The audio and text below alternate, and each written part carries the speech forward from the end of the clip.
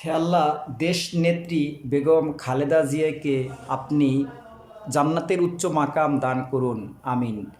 তার যদি কোনো ভুল ত্রুটি করে থাকে তার শাসন আমলে, সেটা মাফ করে দিন। তার ন্যাক যে কাজগুলো করেছে এই ন্যাক কাজগুলো বৃদ্ধি করে দিয়ে তাকে জান্নাতের উচ্চ মাকাম দান করুন। প্রত্যেকটা মানুষেরই যদি ভুল ভ্রান্তি হয়ে থাকে, আল্লাহ আপনি মাফ করে দিন। আপনার মাপের কাছে আমরা ভিখারি। আপনি যদি আমাদের মাপ না করেন, আমাদের আর কি আছে মাপ করার? আপনি আমাদের মাপ করে দেন। দেশনেত্রী বেগম খালেদা জিয়াকে জান্নাতের উচ্চ মাকাম দান করুন।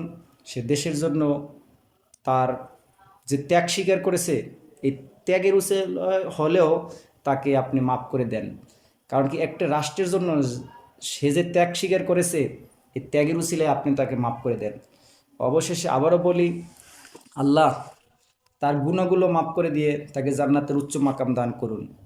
প্রত্যেকটা মানুষের কাছেই আমি বলি, তার জন্য একটু দোয়া করবেন, আল্লাহ তাআলা তাকে যেন জান্নাতের উচ্চ মাকাম দান করে, আমিন। ভালো থাকবেন সবাই। আল্লাহ হাফেজ।